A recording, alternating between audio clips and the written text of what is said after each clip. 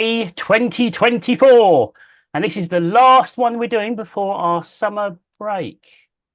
Are you sure Oh, it's summer break, not winter well, break? it It feels feels like like, winter break. it feels like September. So Yeah, it's meant to be the summer break, but don't spoil the illusion. we're Oh, doing. it's been so cold, isn't it? Yeah, we're not got to jump. I mean, normally our May show. Well, I mean, you're in a t-shirt. I'm always in a t-shirt, to be fair. And I'm in a rather fetching t-shirt, I hasten to add. We'll be showing the merchandise later on, but look at this colour. This is very, very fetching, I think. Flame, flame, A flame orange, flame. yes. Yeah. Very nice. And I thought if I wear this, people are going to be more drawn to this than my face, which has got to be a good thing. Good. Hmm, It matches your suntan, to be honest. thank you. Yeah. Pleasure. How are you Oh, anyway? You okay? yeah, I'm good. Yeah, not bad. Yeah, not bad at all. I can't believe where the Excellent.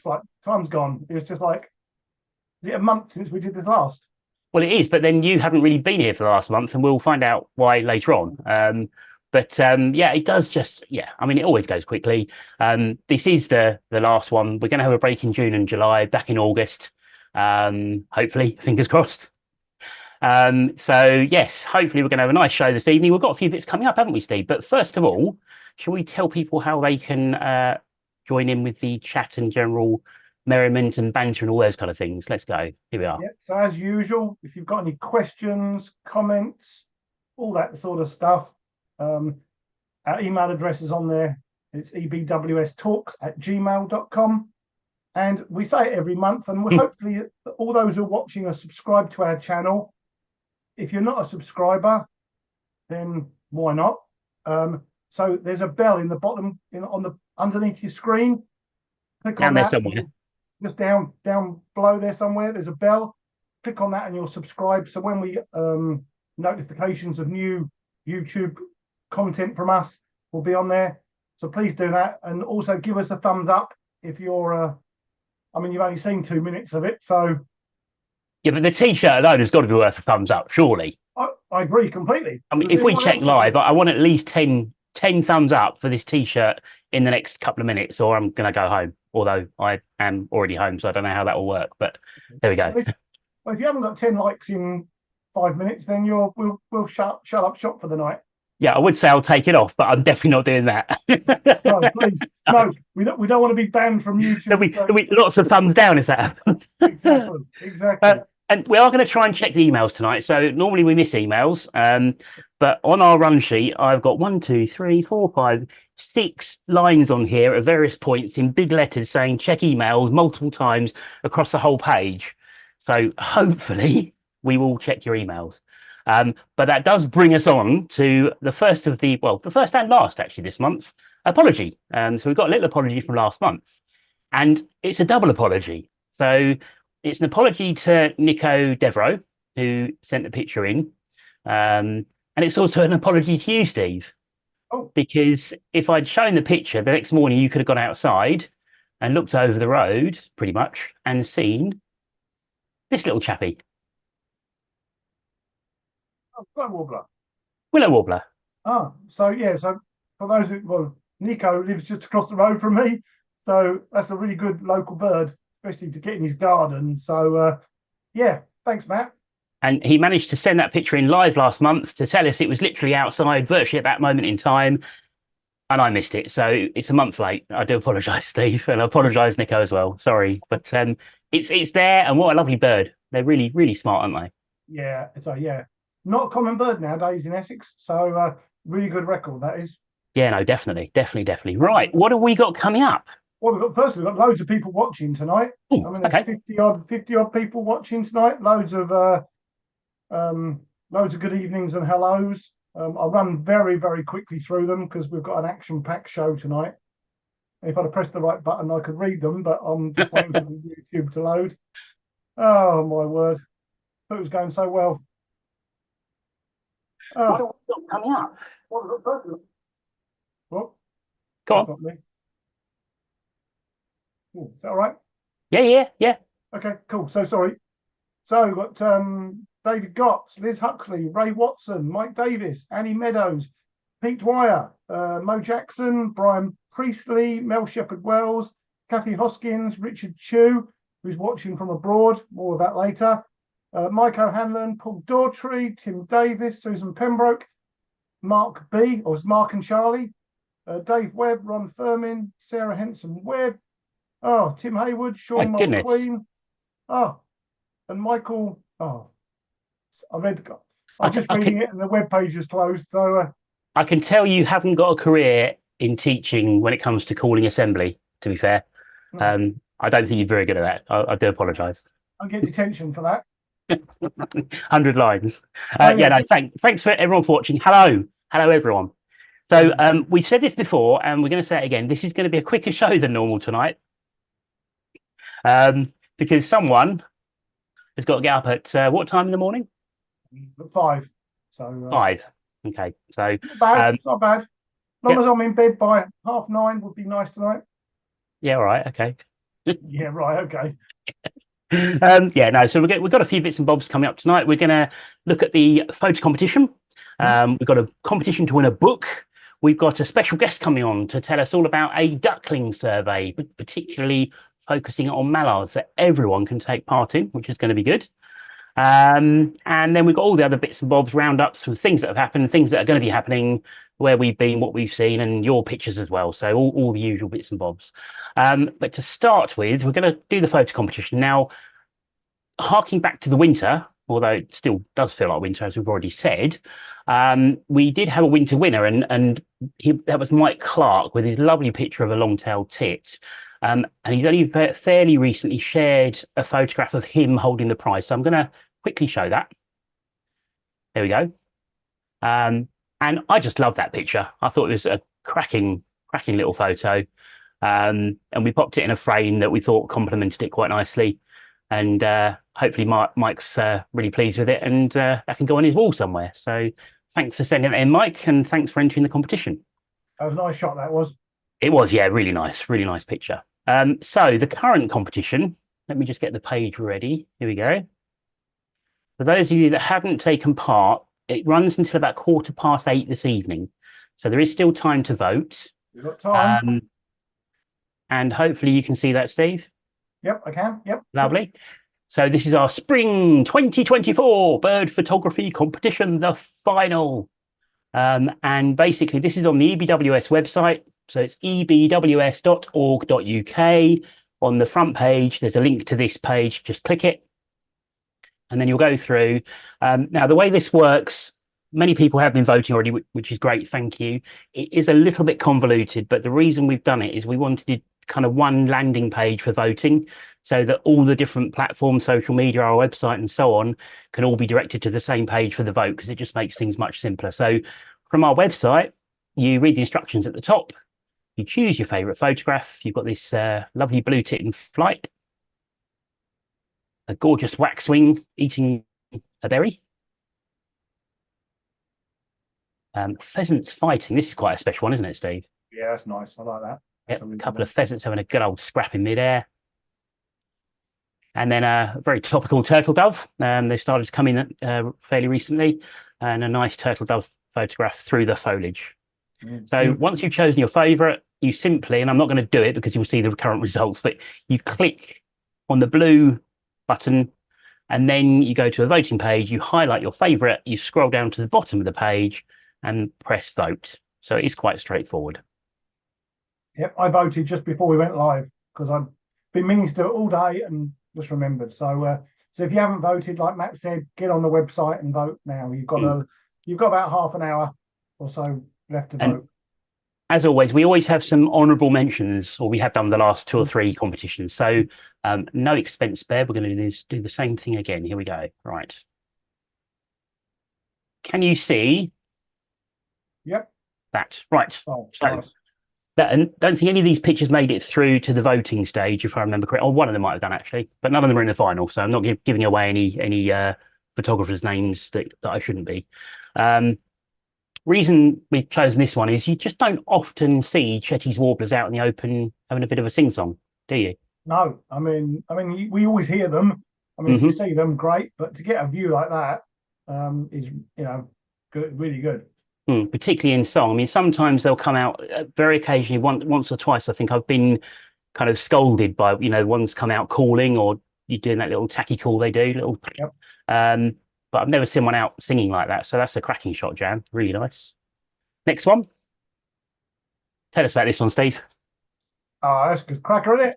That's just like it's just like blackbird mid-flight. I mean, that's just. It's I mean, like, to be fair, to get the depth of field, and it's got a nice background. It's a cracking yeah, shot, that is. yeah.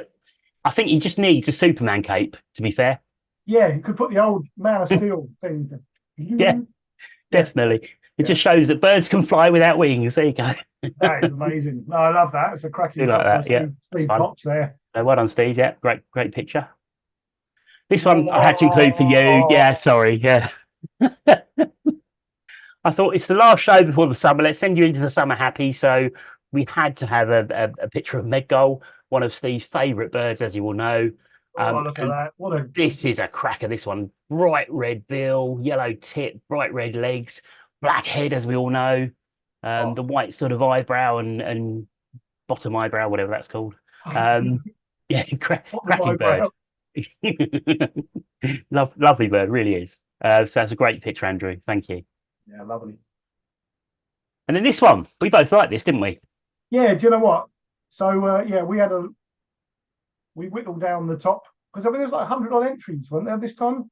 Yeah, there was nearly 100 entries. And what we do, there's 8 of us judge, and Yep. we all choose our top 10. And then I give them all points, ranking 1 to 10, and put all the points together. And the top 16 overall go into the public vote. So this one did make it into the quarterfinals, actually. There's a few of us that chose this in our top 10s. I like that. It's just simple. Yeah. It's really nice. It's a lovely water. There's hardly any ripples on there at all. Simple island, nice in the middle. And I like the fact the bird's off centre. Yeah. It's just yeah. It's a bit different, you know. Yep. I mean, I'm when I take pictures, I tend to go a bit more full frame, but it's just nice to get a bit more background in. And yeah, I mean, I think that's a worthy winner, to be honest. But yeah, no, it's a nice pick. And just sometimes birds in habitat, I think I probably said before, it's up there at the moment. But the only picture of mine that I've ever framed is a picture of a red-throated diver on a sea and a sky, which were the same colour. Yep. And the picture is pretty much 99% sea and sky, and the diver's like that big. But it just, I liked it because it's just it's real. It's set in its environment, you know. Yeah. No, well done, Andy. That's a lovely shot. Thanks, Andy. Good picture. And then these next 3, we had 3 photographs sent in by Maisie Simpson, who I think might be our youngest photographer yet, aged 12 years old. And Maisie should even be watching, hopefully, tonight with her mum. So she is. Hello. Hi, Maisie. Hey, Maisie. And just wanted to think, thank you very much. Look at these pictures. A beautiful family of grey-lag goslings there. You've just got the adults in the background. And then they're having a bit of a feed. Looks like they're right at her feet there, I think, aren't they? Yeah. Talk about a close view. Yeah. How many have we got there? 1, 2, 3, 4, 5, 6, 7, 8, 9, 10, 12, 15, 16, 17, one off the edge. Wow. 18 probably, one here as well, I reckon. Unbelievable. So cute, aren't they? Oh, they're really fluffy. Yeah, they're lovely. Until they grow up. And then there's no, don't. I like grey-lag geese.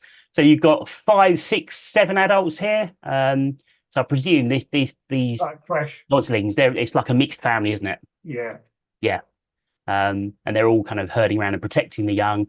So the young birds can just feed away in peace because they know they've got lots of protection around them. So we love those pictures, Maisie. Thank you so much for sending them in. Yeah, absolutely wonderful. Brilliant. Right. That's the honourable mentions done. Okay. Well done. Well done.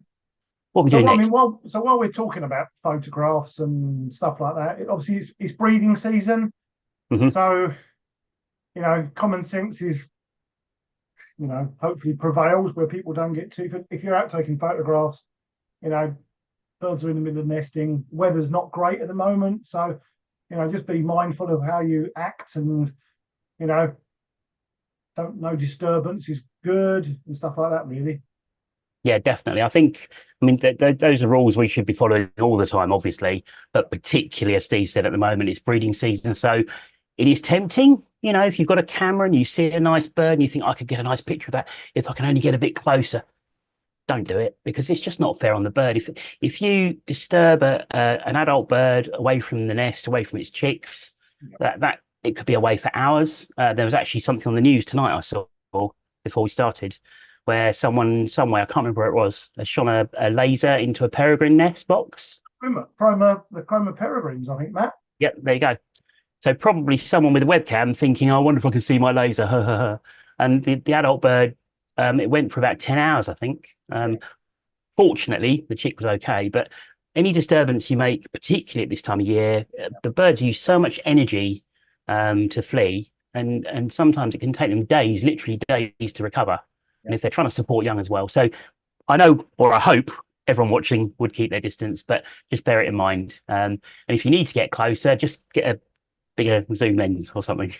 Yeah, basically. That's what they're for. Anyway, right, yeah, well done. Right. What's next? So have you seen anyone had any new birds this year? New birds Yes. for their life lists or Essex lists or UK lists or whatever list, garden list, whatever you keep? Have you? Yes, in Costa Rica. Yeah. I think I had like 50 odd new birds. So okay. I think I've had two. I think which we'll talk about later on, actually. Yeah. Okay, look forward to that. Which is good. So yeah, have you had any lifers? Put it in the chat. Have you been on any twitches and were you successful or not? So did you travel the length and breadth of the country, beyond maybe? And if you did, what did you see? Or more importantly, what didn't you see maybe? Did you go all that way and dip it, which is part of birding, isn't it? So yeah. And turtle doves. We mentioned them just now. So if people have seen a turtle dove, what we'd like them to do is as follows. Our good friend Mark now is at the RSPB, who's kind of in charge of Operation Turtle Dove for Essex. And what he's asked is, if you see or hear turtle doves outside of Rabness and Fingering Hoe, because we know they're at Rabness and Fingering Hoe and they do okay there. But if you see anywhere else on your walks, in your garden, please can you report your sightings to mark.nowers@rspb.org.uk. In addition, I mean, again, it's following on really from what you were saying about the photography side of things.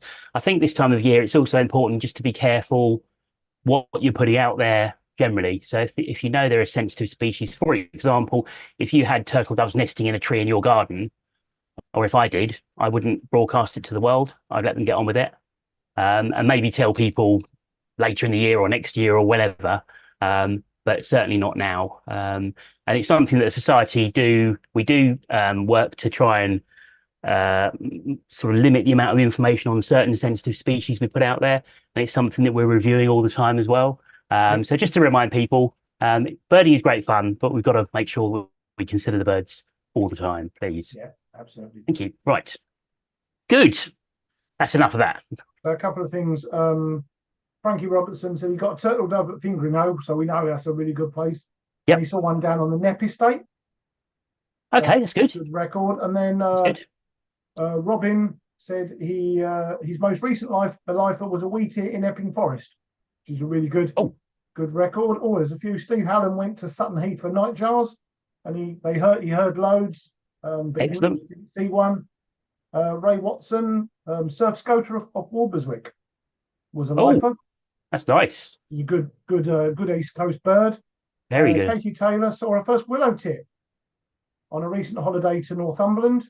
Brilliant. A brief view, but lovely to see. And again, another bird that's declining. So willow tit's a really good bird nowadays. David I've never seen one, and that was in Cornwall. Yeah, no, I mean, I haven't seen one for a few years now.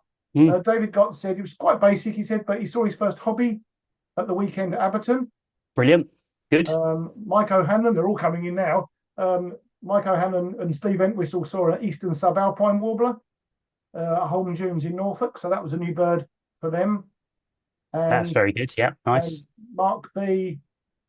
Charlie. Not a new species for them, but they'd never seen a juvenile redshank before. And they saw redshank chicks of various ages Oh, on a recent survey. lovely. That's good. And quickly before we carry on, everyone's coming in now. Oh my word, we're going to be here all night just doing this. That's fine. Go on. Forget about questions next time.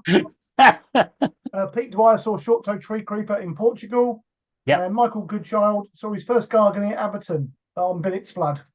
So Brilliant. really good. Nice selection of birds there, actually. Yeah, fantastic. And just coming back to the young redshank, it always makes me laugh when you see a very young wader, like a chick wade. They do pretty much always look like a miniature version. I know it sounds stupid, but they just look so cute. Big legs, big feet, good body. It's just like Yeah, the Avocet just got that tiny little bill with a tiny little turn up on it. It's so fun. Yeah. Right. Anyway, competition time. hey, competition.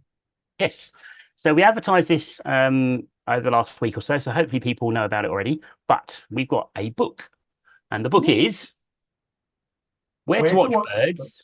Oh, go on, Steve. Go on. You read it. Where I to can't Watch see it. Birds in South East England, Essex, London, and Kent, by David Callahan. Excellent book. Yes. Yep. So David Callahan has very kindly donated a copy of the book. Hot off the press. It's literally brand new out. I don't want to open it too much because this is the one we're giving away. But basically, it's got maps, directions, where to park, lots and lots of different sites in, as Steve said, Essex, London, and Kent. And it gives you an idea of the kind of species you're likely to see at different times of the year as well. And it's got various other bits of information in it. Really nice book. I've had a very gentle look through so as not to crease it or anything. And the question is, to win this actual book, the question is as follows. Go on, Steve, read that out, please. Right. So according to David's book, at the time of publication, how many species have been recorded by the county recorders in Essex, London, and Kent?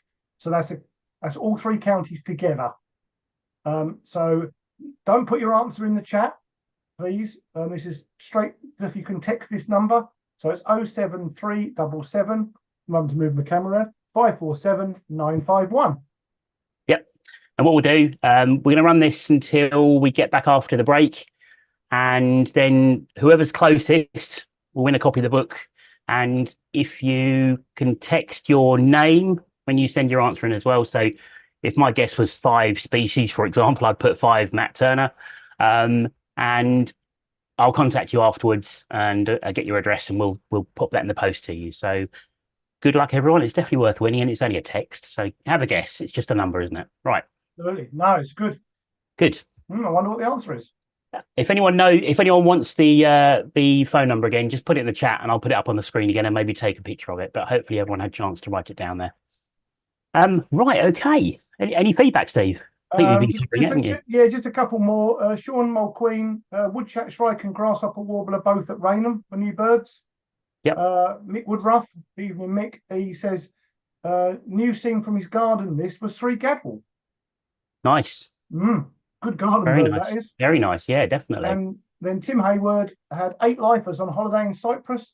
Best were alpine swift, pied flycatcher, and Cyprus wheatear. Oh, lovely. Very nice. Excellent. Nice and warm as well. Good stuff. So a couple of bits of information. There's some stuff coming up. So let me just, again, share a screen. Oh, righty. My mouse button's going to be worn out tonight, I think. Which screen am I going to share? That one. There we go. Right. Ta-da!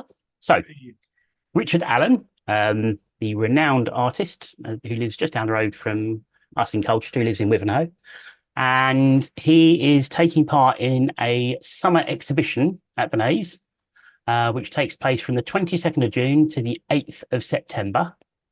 And all are welcome to go along. And he's sent through some of the pictures that he's going to be exhibiting there as well, just to get an idea of what you can see. There's one there. Lovely. Avocets over the salt marsh there. And then a line of cut curlew as well, which is gorgeous, absolutely gorgeous. Yeah. So yeah, go along to that. And now there is actually a web page. I think I've saved it somewhere, just for people to have a very quick look at. Hold on. Or did I? Maybe I didn't. But if you search the no, I didn't. I do apologise. I thought I had. But if you search for the Naze, and the exhibition is called Once again, the Summer Exhibition 2024, running from the 22nd of June to the 8th of September. And there's lots of different artists there, including Richard. Please pop along. You get to go all the way up the tower at the Naze, and Richard assures us that the view from the top is splendid and well worth going for on its own. And then you're going to get to see all the artwork as well. So yeah, well worth going. Sounds good. Sounds really good. What else we've got, Steve? We've got a book festival coming up. Yeah, there's an Essex bird and nature book festival that's taking place in Highlands Park in Chelmsford on the 16th of June. And good friends of the Society, Dave and Wyn Simmons, sort of mentioned this to us, didn't they? And it's to do with the J.A. Baker exhibition, which is on at the moment. So it's in Chelmsford Museum from the 23rd of March to the 3rd of November. So it's just a day wildlife, as Matt's just scrolling down the screen there. Nature writer Mark Cocker going to be there. Some great authors, nature authors, are going to be there. So it's a really good day. Definitely. I mean, basically, the book festival I think runs all summer, but this particular day, which is June the 16th, Sunday, June the 16th, it's an open day at Highlands House anyway. So you get to go around the house and the gardens, as far as I know. And then the day, as Steve said, the day is themed towards nature, birds and nature, with various authors there talking about their books, signing copies, and there'll be stuff that you can read and look at and buy and so on and so forth. So that's well worth going along. Highlands Estate, Restless Brilliance on Sunday, the 16th of June. And again, just look it up on the website, Restless Brilliance, Highlands Estate. If you haven't got anything to do on the 16th, and I've been assured that it's going to be sunny on the 16th. The sunshine is definitely going to be here by then. I hope so. If Yes. not, I'm going to emigrate. I don't blame you. And there's also, we've got another event of ours coming up, haven't we? I think. So We've got another sort of pop-up event, but this time it's aimed at the under 25s again. So this is Wat Tyler Country Park on Sunday the 23rd of June. And again, numbers are limited, again, as per our ringing events. But if you're interested in coming along this event, then email us at ebwstalks@gmail.com. Yep, strictly 25s and unders, please. If you're under 18, you do need to bring a parent or guardian with you. And this is a free to attend event for those people. So if you're interested, send an email through to ebwsyouth@gmail.com.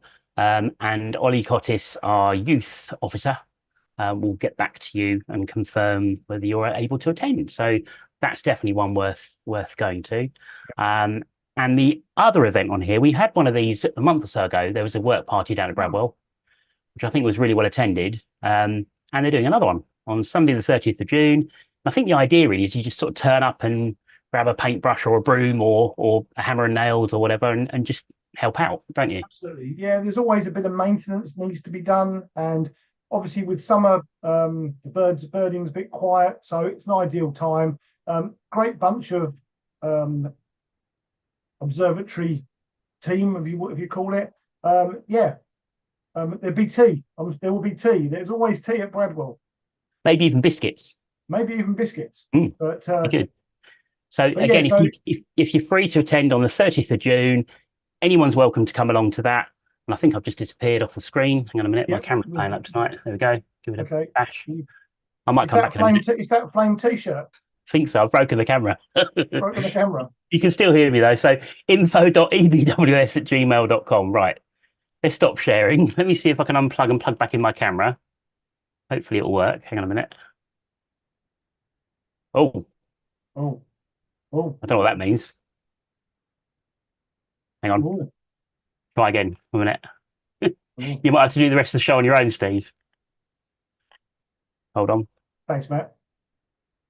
Oh, no. I'll work on that. I'll work on that in the background. But you can still hear me, which is fine. So just at the wrong moment as well, because we're now about to welcome our guest.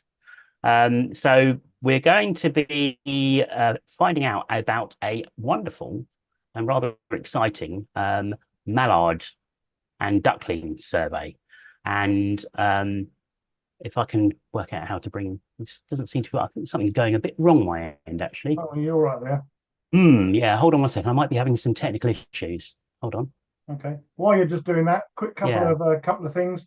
So Robin's just said 16th of June is his birthday, so it's going to be sunny, as you Excellent. predicted. Good. 16th of June.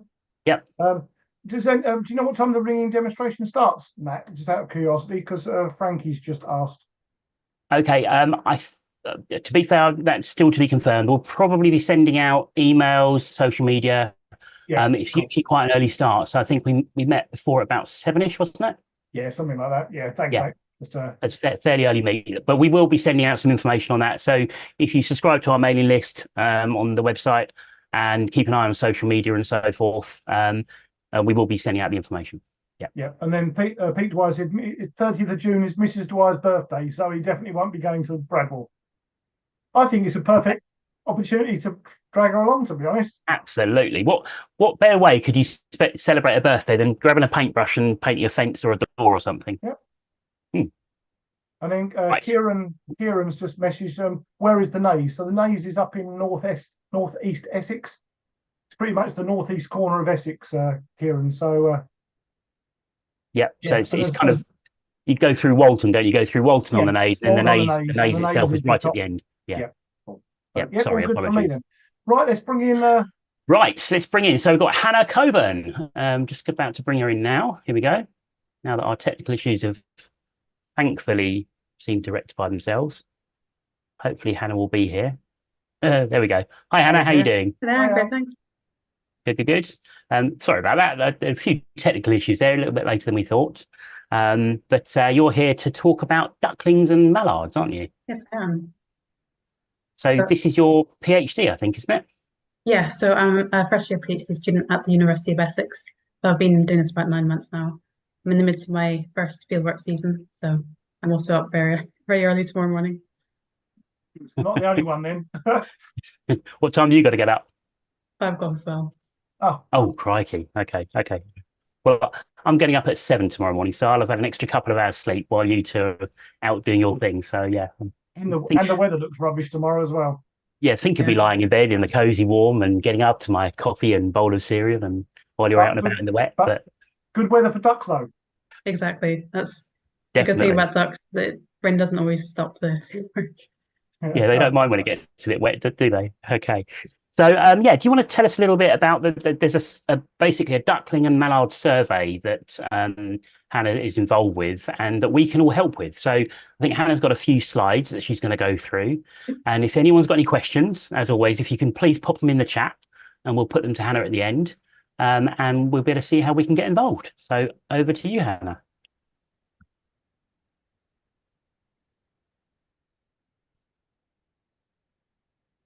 Can you see that okay? Just about, hold on. Yep, perfect. Great. Okay, so yeah, as I said, I'm Hannah. I'm currently doing my PhD on mallards, focusing on their productivity, their survival, and their movement. So I'm going to give a little bit of background on my projects, and then I'm going to talk about duckling survey that you can get involved in. So you might be wondering why I'm studying mallards. They're very common, so surely you know everything about them by now. There's actually still a lot of things we don't know about them. There's plenty of work going on in North America, but very little work's been done on mallards in Europe and specifically in the UK. There's some key things that we don't know about them because they haven't been studied since the 50s. So I'm trying to fill some of those gaps. Mallards are a great species for studying because they're one of the easier duck species to study. They're easier to catch and they're everywhere. They're also obviously an important part of the ecosystem. They contribute to the food web. They are important in seed dispersal. And also, because they're such a recognizable species, they're great for public engagement. And they're also our most hunted waterfowl species. So that's another important part of their ecology. So despite being really common, the winter population has actually been declining in the UK for around 30 years. And we're not quite sure why that's happening. It could be because of short stopping, which is where there are less birds coming over to the UK in winter because of climate change. Or it could be that the current level of hunting is unsustainable in the UK. But we're not quite sure what's going on. So that's kind of why I'm here doing this project. So some of the things I'm looking at in my projects are survival and productivity. So survival rates is really important when you're working out whether a population is growing or not. And we don't have any recent estimates of survival rates in adult mallards. So I'm using some ringing data to look at that. So if you hear about ringing activities going on and you see any ringed mallards, that's the kind of thing that ringing helps us with. I'm also looking at productivity. So that's a big focus of my fieldwork this year, looking at things like clutch size and nest success, as well as duckling survival. Another thing I'm looking at is movement ecology. So I'm using the ring data to also look at things like, has the migration behavior changed over time? And I'm also using GPS tags to look at how mallards use the landscape on a more local level. I'm also looking at where the key areas of mortality and risk are for mallards. So I'm going to be doing some work probably in later years looking at what their predators are at different stages. And I'm also interested in working out if the current level of harvest is sustainable or not, and if it's not, how can we combat that? And another thing that I'm looking at is habitat. So we still don't know much about the specific habitat requirements of mallards in the UK, particularly for things like nesting, because we see mallards as a very wetland-focused bird. They actually use much wider range of habitats for breeding.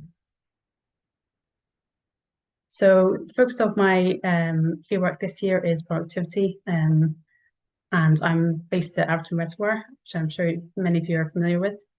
One of the things I'm doing is using GPS tags to see, I'm attaching these to female mallards to help me find their nests, because mallard nests, as I'm finding, are quite hard to find. And then I'm looking at where they're taking their broods, what habitats they're using, and also using this as a way to identify specific broods so I can see how their survival changes and see how many of those ducklings survive to become fully grown. And I'm also using these GPS tags to better understand how mallards use the landscape as a whole during the breeding season. I'm also doing nest surveys around Aberdeen to add to my understanding of things like clutch size and hatch rates. And then I'm also doing brood surveys. And this is kind of where you all come in. So I'm focused on Aberdeen, looking at the brood sizes and their ages to help me understand duckling survival, which is a really important part of productivity data. But I'm only one person, so I'm doing lots of different things in the fieldwork, so I can only really cover Aberdeen when I'm doing my brood surveys. So I'm going to talk a bit more about how you can help me with this if you're interested, to give me a much bigger data set when I'm looking at duckling survival. So if you're interested in taking part, all you need to do is keep your eyes peeled for ducklings when you're out and about, when you're out birding. And if you see any mallard broods, you can take a note of when and where you saw them.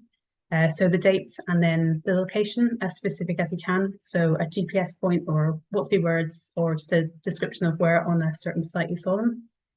And then brood size is obviously very important. So how many ducklings were in that brood, and take a look around, make sure there aren't any hidden under the mother or in vegetation. So you've got the whole brood in your sights. And then another really important part of the data is age. So if you can guess what age they are, that's also really important. And I've got this guide here, which I think will be distributed afterwards with other instructions on how you can do these surveys. So this kind of breaks down the different age categories of mallard ducklings and a few hints on how to work out what age they are. So if you send me a photo, that's also really helpful, particularly if you're not quite sure about the age. And you can send all this information to ducks@essex.ac.uk. And you can also then put it online with the hashtag Essex ducklings, which I'll be monitoring. And one thing I want to point out is that reports of older ducklings are really important. So I know it's probably tempting to focus on the really small, fluffy, cute ones. But if you keep an eye out for the slightly larger ducklings, that's really important because that gives me information on how many ducklings have survived the first few weeks, which tend to be very high mortality, and are now bigger and more likely to survive to adulthood. So you're welcome to do this on a very ad hoc basis, just any breeds that you see around. But if you're interested in doing a more structured breed survey, then I'm just going to talk you through how you can do that as well. So all you need to do is choose a wetland site, so a local river or your local nature reserve, and plan a route that has good view of the water. If you can target peak times when ducklings are most active, that's great. So that's 3 hours after sunrise or 3 hours before sunset. And then take a note of where you saw them, when you saw them, and things like the weather is also helpful. And then all of the information I mentioned in the previous slide. And you can send all this to the same email address. You can do this kind of survey as many times as you like. We try and keep it consistent because that's helpful. So, for example, if you see no broods at all, that's still important data. That shows me that perhaps duckling survival hasn't been so high at that site. So this data will be used to help me do some duckling survival analyses. So I'll be adding your data to my data and using various statistical methods to look at things like if mortality changes with age, how many ducklings survive to become fully grown.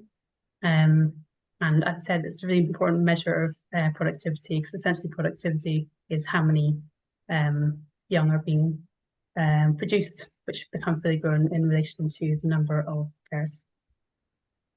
One other thing I want to mention is we started colour ringing mallards around Abbotston and various other sites in the area, and this gives us more information on the survival and movement of mallards. Because quite a lot of our ringing data comes from hunted birds, and that's important data in itself, but colour rings are very visible, so that gives us more information on what the bird's doing, where they're going, when they're still alive.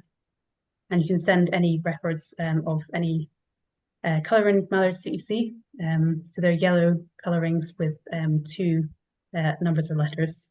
So if you see any of those, feel free to drop me an email as well. And that's all from me. So feel free to ask me any questions now or drop me an email at my personal address, and any food or colouring reports can go to the ducks address. Brilliant. Brilliant. Thank you very much. If we leave that on the screen just for a few moments so people can maybe grab a telephone and take a picture of it if they want to. I think that's great, because, I mean, it's quite surprising that there's not much data on mallards. You'd think that mallards are kind of, everywhere you go, you see mallards down the park and stuff. There's not much data on them, is there? Yeah, in some cases it's that there is some data there, but it just hasn't been processed yet, because other groups of birds like waders that are struggling more are being kind of focused on more. So it takes someone to kind of come up with an idea of a project like this to bring in an extra person who can troll through some data and collect some extra data. Excellent. Okay. I mean, it's like since the 50s. I mean, that's a long time ago.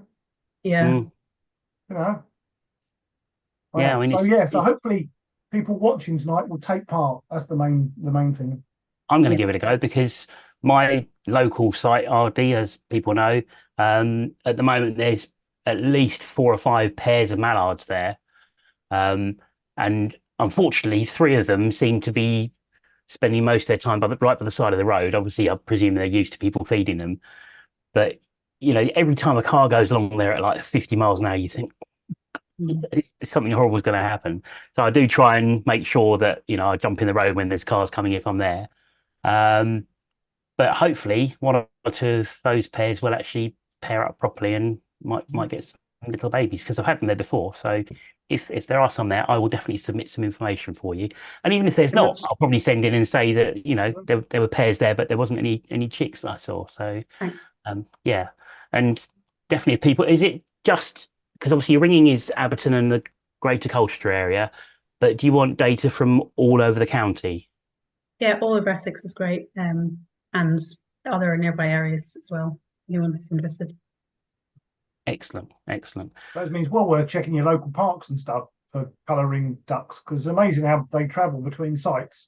Definitely. Yeah. And it's another good way of getting young people interested in birding to a slightly deeper level as well. Because, not only you can go out and maybe feed the ducks and make sure you don't feed them bread, of course, but you can take your youngsters and go and count the ducklings and maybe even take the guide and try and age the ducklings as well, which I think is a great idea. So if I just share, are you okay for me to share the PDF document that you sent Yeah, through? go for it. Yeah, is that okay? Because Mo's just commented, how do we get the aging chart? So Right. So we're going to try and upload this to the website. I mean, I can probably do it just as a page, really, with the text and then the pictures down the bottom. But if anyone wants me to send out this PDF, just send an email to info.ebws@gmail.com, and I'll send this out. The PDF has got some pretty decent pictures on there and some really good information. And I'll be honest with you, I didn't know this. I don't know about you, Steve. you know Do you what? know? No. I've been birding for 40 odd years, and no, I don't know all that either. So I could tell if it's like a young mallard or not, but I couldn't tell you exactly how old it is. So it's really good to have this information. So if anyone wants it right now, grab your phone, take a picture. I'll leave that on the screen. But if anyone wants us to send the PDF with all the information on, drop us an email, and we'll try and get it uploaded to the website in the next couple of days. And when we do that, we'll send out some social media stuff with a link back to it as well. So hopefully between us all, we can get you some data, and you won't have any social life left at all, Hannah. Be trolling through photos, yeah. Brilliant. Okay. Is there anything in the chat, Steve? no, I mean Mo's just asked about the aging chart. Yep. Yep. And Mick Woodrow said, "Great job, Hannah. I think most of us just take mallards for granted." And yeah. And I guess this data as well, could it be kind of applied to other species a little bit, maybe in terms of survival? Do you know if there's any kind of crossover? Or another question would be, if people see broods of other species, although Mallards buffalo are the most popular, but if there are any other species, sorry, I've disappeared again. Would you like people to send in data on anything else as well, or is it mainly Mallards you want to focus on? Mallards are my focus for now, but if anyone sees any other duck species broods, then you're welcome to send me as well. And yeah, I think things like survival rates and duckling survival rates can't really be compared between species, but I think things I'll be doing in this project will be a basis for kind of expanding to other duck species. So some of the kind of background work that I'm doing, like statistics, can be transposed to other species, and I think we're going to be expanding our project to other duck species in the near future. Fantastic. Okay, I think that's just great work. It's a really great project to have as your PhD, and really good luck with it. And I hope that the data that you managed to gather through it is useful to the wider community for years to come, and I'm sure it will be. So yeah, thank you very much for coming on. Is there anything else, Steve? Thank you for having me. Hang on a minute. Hold on. Hold horses. There's a question. Oh. So is there any data on the impact of competition from non-native species, e.g. mandarins, or is that part of the project? I'm not sure we have any data on that yet for ducks in particular, and it's not something that I'm planning to focus on right now, but that would be really interesting. I haven't really seen many, but one example I have is we have these duck nest tubes around the local area, which are basically like a tube with kind of chicken wire and hay in it, which gives mallards a place to nest, and it's I monitor them to see how many are being used, and to look at what's left behind after the nest. And one of them was used by an Egyptian goose this year, which seems a little bit big for the tube, but yeah. So to answer your question, I don't have any specific data on the competition. But that'd be, yeah, I'm sure that's something that someone's looking at. So, yeah. Yeah. I mean, I guess the decline, I'm just guessing, obviously, but with a lot of species, it's down to combination of our activities and loss of habitat, isn't it? So, yeah. Maybe the data that you get can actually go to support whatever reasons are behind the decline in mallards, and just generally how they're doing and how we can help them. Fingers crossed. Yeah. Excellent. Right. Yeah, good luck with it all. Yeah, thank you very much indeed for coming on. Really appreciate it. That was really interesting, and we'll get the stuff out there for you. And please, everyone, go and count your mallard ducklings and age them, and then send all the data through to Hannah, and hopefully that'll all be put to really good use. So thank you very much indeed. Thanks so much for having me and for sharing all this information. No problem at all. All right, Yeah. take care. Good luck. See Thank you you. soon. See you later. Bye bye. Bye bye bye. Oh, that was really Brilliant. interesting. Really good. Yeah, really good. And that's the thing. I mean, you think, I'll be honest with you, you go down, like you see, you go down the park or the reservoir and you see mallards. And I know I like mallards. I'm always taking pictures of mallards because they're so attractive and gorgeous. But you think of them as a fairly common, numerous species. But like so many other species, they're in trouble. And it won't be until it's too late that people realise, like turtle doves. Husband Rose. Look at, all of it. No one knows, No. yeah. And you give it 15, 20 years and people were going, I haven't seen a mallard for 6 months. And, it could happen. You just don't know. So projects like this, I just think the data is so useful and the work that people do, it's just so valuable. So, yeah, well done. And please help Hannah. Help Hannah. And like we said, we'll get the stuff on social media, website in the next week or so. So just bear with us. There's a few people messaging about wanting the chart. So that's good. That's really good. Yeah, good stuff. Right. Okay, let's rattle through. So what's been happening? We've had a few bits and bobs going on, haven't we, Steve? Yeah, we've had a few events the last month. Obviously it's springtime, so busy time of year. So we had, what do we have? We had a field trip. We We had a did. pop-up. We had a pop-up event first, I think. We did. Let me just get my pictures up because I've lost the folder. There we go. Right. My computer's about to die. I don't know why my camera keeps shutting out either. Sorry. It's all right. Richard Chu is watching from Slovenia, and he said that the mountains are getting in the way, so he might have to catch up when he gets home. So it's Richard's mountains are blocking my camera. That's what it is. That's what it is. Blame Richard. Definitely blame Richard. Yeah. So yeah, this was our pop-up, wasn't it? Yeah, we had a pop-up event with Birdwatching Essex. And yeah, let's be fair, it wasn't the best weather, was it? Yeah, I mean, it was a bit damp, to be fair. It was weather for ducks, actually, wasn't it? To be honest with you. It was. And there, Malden Prom in the background. Really good place to look at mallards. Definitely, yeah, definitely. And to be honest with you, with about 5 minutes to go, no one had turned up out there, and we thought, this is going to be the first pop-up where nobody turned up. But we actually had over 20 people in the end. Yeah, we had cake. Brilliant. We had cake. We had biscuits. And we thought, oh, that's good. It's all for us. And then people turned up, spoilt the whole thing. But no, thank you ever so much for everyone that turned up, and particularly to the ladies from Birdwatching Essex Coast, who were great. They really gave us some really good information, and we had a bit of a walk, didn't we? We did. Had a bit of a walk. Saw some nice few waders, few ducks. Yeah, quite a few brent geese. Yeah, really good. And can I make a special thanks to Dave Dutton there for being my own personal umbrella. Yeah, holder. I mean, you can tell when you look at this picture, you can tell who the important person is, can't you? It's this man just here. Everyone else is getting wet and having to manage on their own, but Dave Dutton stepped up with the umbrella straight over Steve's head. He didn't want to get my hair wet, mate. That's what it was. I think he was after an extra piece of lemon drizzle cake. That's what it was, actually. Oh, yes. And thanks to Sandra Bell for making lemon drizzle and what's the other one? Fruitcake.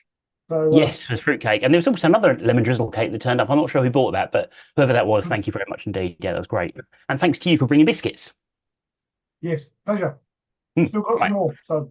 Oh, good. Okay. They're probably a bit stale by now, aren't they? No, they're still wrapped. It's all right. Okay. All right. Fine. Then we did this, didn't we? We went to, now I get this wrong. This is Old Lodge, isn't it? This is Old Lodge. So right, good. Old Lodge Nature Reserve in Ashdown Forest. Yep. So this was our penultimate field trip of the current fixture card. We had, again, the weather wasn't perhaps the best, but we had a really good day. Completely different habitat to what we're used to in Essex. It's sort of like moorland, pine forest, and a nice selection of birds, if I remember correctly. Yes, yeah, there was. Yeah, we had this is just a picture of the group sort of meandering through a field of cattle and just having a generally nice walk. And we had some good birds. Jan Lewis sent some pictures in, so thanks, Jan, if you're watching. And the first one was woodlark. We had a couple of woodlark flew over our head and landed in a field, and Jan managed to relocate them. And he also managed to get a picture of them, and they were quite a long way away. So I think he did pretty well there. And then we had a few views of stone chat, actually, didn't we? Yeah, good numbers of stone chat around the reserve, which was really good, including quite a few juveniles, like this one. Yeah. They always remind me very much of a juvenile robin. I think that you can really see the similarity there.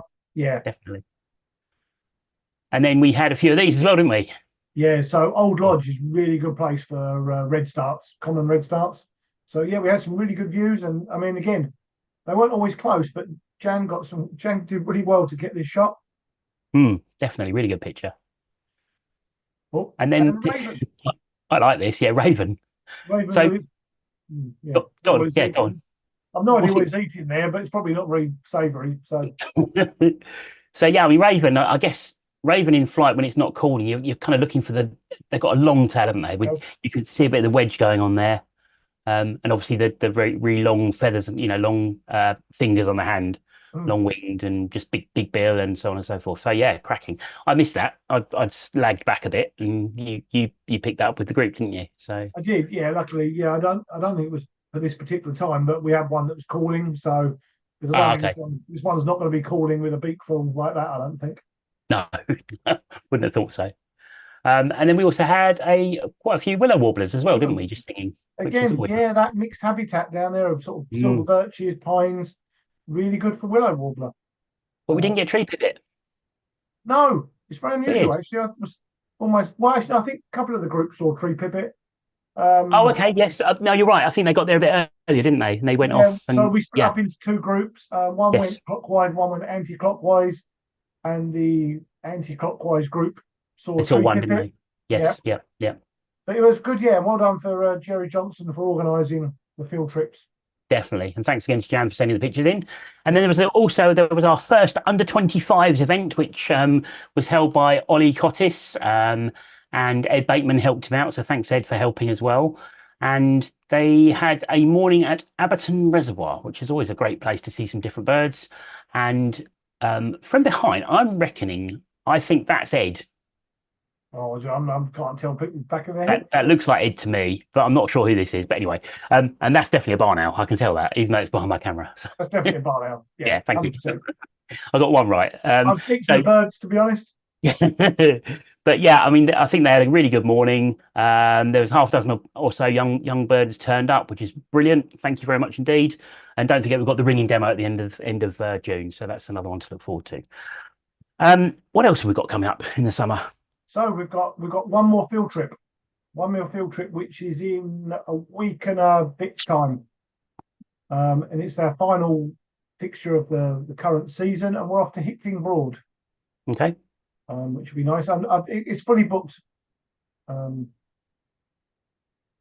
think. Yeah, it is. Yeah, the coach is full. If you do want to come, there's always a possibility even that somebody might pull out. So you can still contact Jerry and put your name down on the waiting list. So let me just quickly share the screen. Here we go. And bang, done. Right. So that's the last field trip, 9th of June, Hickling Broad. It's a really good place actually up there, isn't it? Wonderful. And it's really good for swallowtail. Swallowtail butterflies are out at the moment. They've been out a little while now. So with the way the weather is, they won't be out for much longer. So so it'll be a good, looking forward to that one. Yeah, fingers crossed we'll get some sunshine, maybe latter part of next week, and we might still get a few swallowtails around. Cranes, fingers crossed, bitterns, spoonbills, all sorts of things we might see. Jerry2Johnson@AOL.com if you want to put yourself on the waiting list, or you can even give him a phone call. I think his number's up here, 07775 663 166. So can't guarantee you're going to get on it, but you can only try. Put your name down. And talking about field trips, we are going to be announcing next. Oh, sorry, go on, Steve. I was just going to say that if anyone is booked on the field trip and they cannot make it, please let Jerry know in plenty of time in advance so we can fill the spaces. Because there will be a waiting list. So yeah, please don't leave it until right to the last minute if you can't make it, please. Yeah, yeah, good point. Definitely, please give people time to be able to change their plans. So next year's field trips have pretty much been decided on, and they're going to be going out with the next issue of Essex Birding, which is due to go out, I think, in July. July, yeah. So look out for that. And then we'll be putting them onto the website and out for more general distribution to the public and so forth in August. So the members get a chance to put their names down for field trips, which is obviously right. That's the way it should be. So look out for that in your next issue of Essex Birding. But we have got all of next season's monthly meetings and online talks announced, and they are also on our website. So if you go to ebws.org.uk and you click on events and then you click on monthly meetings just at the top here, hopefully you can all see that. Scroll down. We won't go through them all because time is ticking, but they're all on here, starting the 6th of September, going right the way through to the 4th of April. And the one in March looks interesting to me. Who's doing that then? I think it might be you, mate. It is. Yeah, come along. Come along to my talk. Yeah, but there's some really good ones. Please note that we've tried to make it as sort of clear as possible. So if it says Chelmsford on here, it means it's an indoor meeting at the Quaker Meeting House in the middle of Chelmsford. If it says online, it means it's going to be online. So hopefully that makes it nice and clear. Lots of stuff on there. Have a look. And yeah, please come along. They're always good to attend, definitely. Before we carry on, Ben and Michael Rumsby just messaged me to say that, because we were talking about new birds this year, and I missed their message earlier, that they both travelled overnight to Scotland to see a myrtle warbler, which was a new bird for them. And Ben got his picture in British Birds of the myrtle warbler. So, well done. So I apologise, I missed that earlier, guys. So, do you want to send us the picture on an email, and I can forget to show it later on? That'd be great.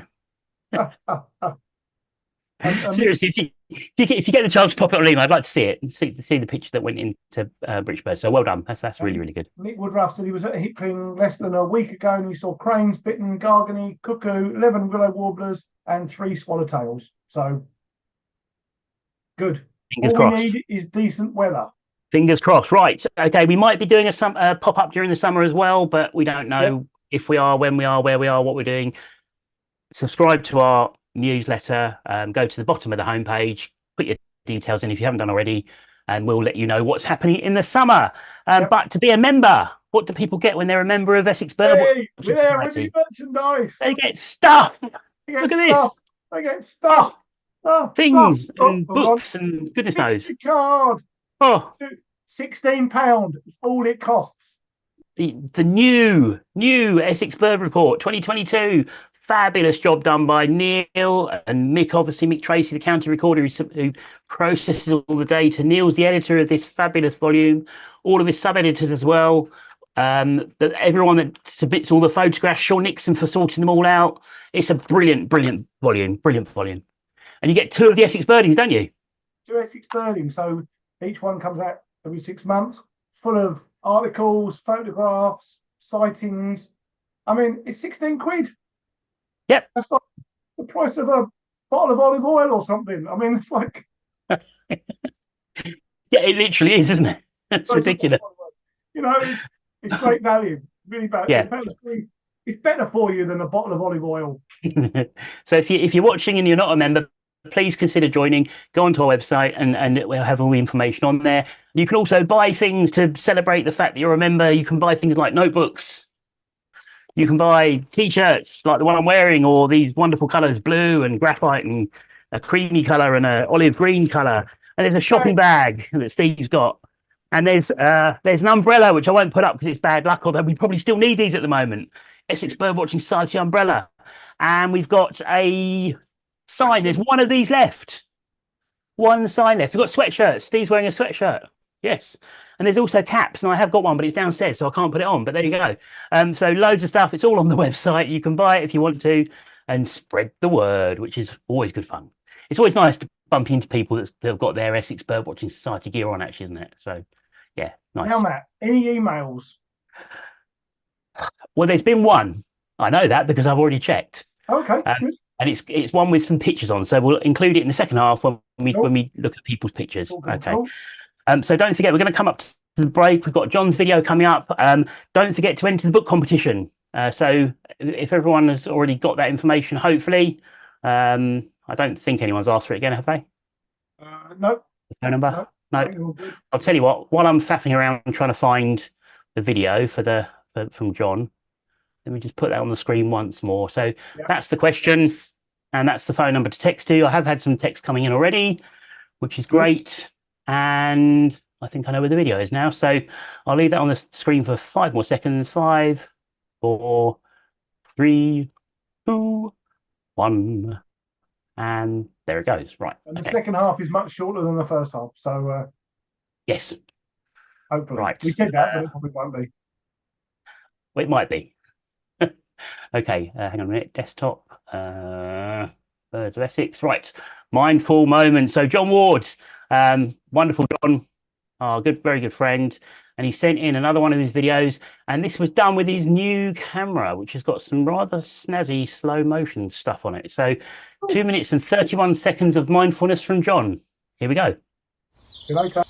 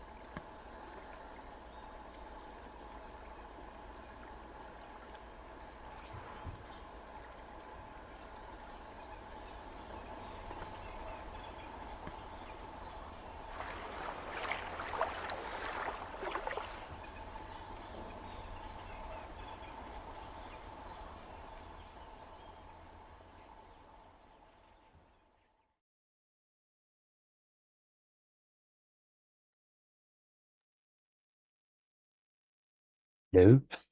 Where did 2 minutes go? Sorry? And I was watching it, and I thought, got another 5 minutes, another couple of minutes. Yeah, I know it goes really quickly, but the slow motion, lovely. The slow mo, really good. The turn, dipping down to the water, and kook diving at the end. I mean, it's really nice, and I'm pretty sure. Sorry, go on. Where the kook dived, and then you got the water noise was just. I know. Amazing. I know. I wasn't ready to put my camera on. I was like, the green hair streak near the beginning. It sounded like, well, it's it sounded more like garden warbler in the background than black cat, but I'm not sure. It sounded a bit garden warbler, I think, as well. Warbler, like, yep. Yeah. Excellent. All right, John. Okay, so very quickly before we go to break, the competition. I'm not going to name names, but I have got quite a few answers on here. One of the answers, and hopefully this person's still watching, they've actually, maybe I didn't make the question clear. It's a total species for all 3 counties, not added together. It's the cumulative. So in other words, if there's a bit of blackbird seen in London, Essex and Kent, that's 1. So it's the total number of different species for all 3 counties combined, not adding individual counties totals together. So if that person can send me in an answer for the grand total of species for all 3 counties combined, not added together, I hope that makes sense. So yeah, I mean, if there were blackbird and blue tit in all 3, it's not going to be 6, it's going to be 2 species, if that makes sense. Yeah, all right. Okay, so hopefully that can be rectified, and let me just find the video for the break. I've just sent you an email, Matt, as well. All right. Oh, have you? Yeah. Oh, okay, that sounds serious. I've Are you just sent quitting? you an email to ebwstalks@gmail.com. Have you resigned? Was it that obvious? I quit. Yeah, you're not going to be back in the second half. I'm not going yet. I'm sorry. Right. Okay. Well, Matt, we had to go with this one, didn't we? I know we had it last month, but it's got to be the ducking out one again. So 3 minutes gives us a chance to duck out and grab a drink, and we'll see you all in a few minutes' time. Thank you. See you in a minute.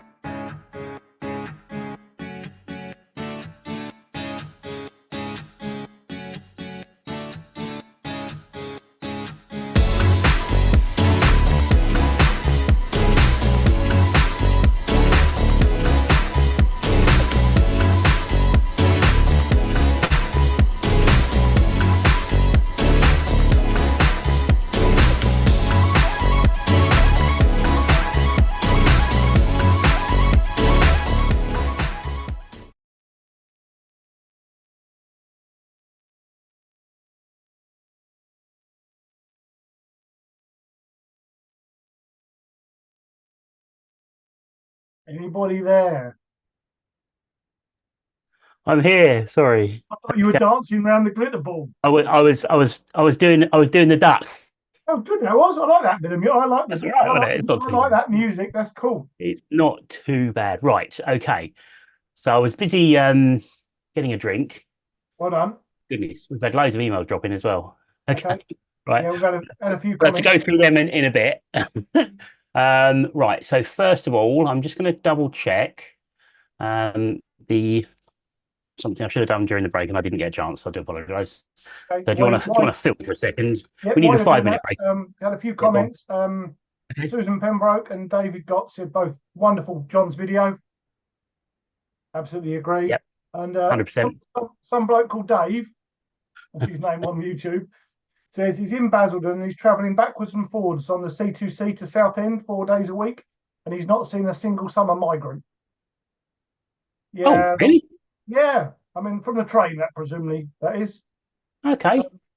Yeah, I mean, the weather's not been great, but they're certainly out there. So yeah, they're out there. Yeah, they're out there. Right.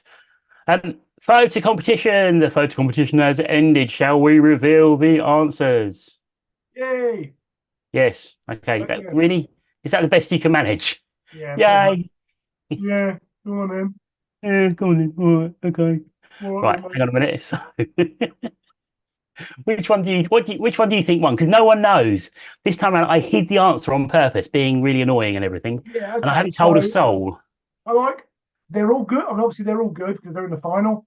Yeah. Do you know what? It's tight. It's very tight. Right. Well, shall I put you out your misery, or do you want to have a guess? Yeah, I like that pheasant shot. Okay. Okay. But, right. All right. Here we go. Go on, So, in 4th place, come on. doing really, really well to get to the final. Bear in mind, there were 100 photographs in the competition. We have the lovely turtle dove. Nice. This by Micah Hanlon. Really like this picture, just taken through the photo. I like it because it's taken through the leaves. I love those blurry leaves in the foreground. That's the one I voted for. Yeah, I really like that. Really like that. In 3rd place. Oh, this is exciting, isn't it? In 3rd place. Yeah. Pheasants. So the pheasants in 3rd place. Pheasants by Ian Dale.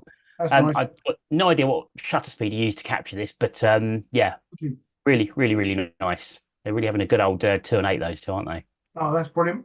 My guess would be there's probably a female stood somewhere off to the side, just like nonchalantly watching them, thinking, go on then, boys. Yeah. That's so nice. Love that. That means we've got waxwing or blue tit in number 2 and number 1. 2nd place in the spring 2024 photographic competition is. Go on. Wow, waxwing. Waxwing by Robin Pettit.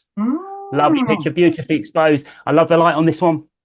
And we did have some late waxwings, didn't we? We had waxwings into the spring. We did, yeah. I mean, typically a winter bird, but like you said, I mean, there's still been waxwing reported sort of on the Isles of Scilly a week or 2 back. Yeah, not long ago, a couple of weeks ago, there was still waxwings, fairly locally, and certainly in the eastern part of the country, which means, of course, 1st place is the blue tit by Alan Chapman. That's and I think, I'll be honest with you, this was actually my favourite when they first all came in, because I just think it's just beautifully captured in flight, the angle, the lighting, it's sharp background. It just, if a photo says spring, that to me it's a very spring-like photograph. So well done, Alan. We'll be in touch, and we'll be getting a copy of that in a frame and either delivered to you if you're close or posted to you if you're a bit further away. So well done. Thank you very much to everyone who entered. And we're going to show a video at the very end with all of the entries on. So if you did send a photograph in, hang around because you'll see your photograph at the end. Right. So Frankie just asked if the votes are sort of viewable for all the pictures, but we don't tend to. They are. Oh, what the final? The final. Yep. Here we go. I'll show you. Yeah, I think Frankie was thinking of every entry, but we don't do that. Oh, no, not of every single entry. No, apologies. Just the final. The final for the final. I mean, the quarterfinals and semi-finals are available, but the final, just to show you that we didn't cheat or anything. Turtle Dove got 12.55% of the vote in the final. Pheasants was 20.5. Waxwing 29.28, and Blue Tit 37.64. We had 263 individual votes, which is really good. So thank you very much indeed. Oh, Annette just said the Blue Tit was her favourite. Yeah, I just love that. The colour is really nice. So yeah, thank you very much. Yeah. I think there's always a picture when you go through the 100. There's always one that makes you smile. Yeah. And for me, that one made me really smile when I saw it. I just thought, I like that. Yeah. Right. No, it was well done. Well done. But well done to everyone, and thank you to everyone as well. I mean, trying to choose a top 10 out of 100 pictures is an absolute nightmare. So it takes ages. Yeah. Right. And while we're doing competitions, let me just do you want to see if there's any messages, and I'll just double check on here. No, both Robin and both Annette said the blue tip were gorgeous. So yeah, so I think we're all up to date. I think. Okay. Really So the winner of the book, the book. we've had quite a few texts. I hope I haven't made a mistake here. I'm just glancing down because obviously it's closest to. You have photocopied it, haven't you, before you give it away? Yeah. I've taken all the pages out. It's just got blank pages in. Don't worry, that's fine.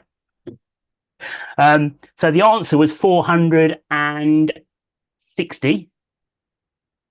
And the closest person who won this lovely book is our good friend, Liz Huxley. Hey, and well done, Liz. Liz's guess was 470. So I think I've got that right. If anyone thinks I'm wrong, please text now, but I'm pretty sure I'm right.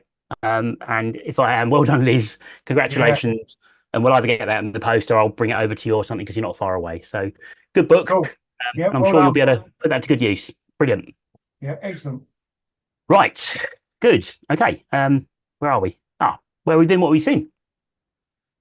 I think. Hello. So I'm just reading. Frankie said, yeah. Sorry. No, I was just reading Frankie's comment. I thought your batteries had gone. I thought you were like the Duracell bunny, just like. So the video we show at the end of all the entries of the it's just in a random order. They're not in any. They're not in any order of votes. No, are they? They just... no. Basically, the way I do it, so it's 3. Right, just to really boringly describe, just to show you how it's done. Everyone can send in a maximum of 3 pictures. I number them all as they come in: 1001, 2001, 3001. And then the next person is 1002, 2002, 3002. So the idea is you get 30, 40 people enter. I'm not showing the same person's photographs 3 in a row. They're just spread out at random through the whole thing. And then also I take out the semi-finalists and finalists and they go at the end. Yep. And I do this, like I did it literally about 3 hours ago. So I kind of have a pretty good look at the scores and usually it's okay. If it was really close, I'd have to just kind of guess. And if I was wrong, obviously wouldn't play it probably or something. But yeah, that's it. So it's completely random order.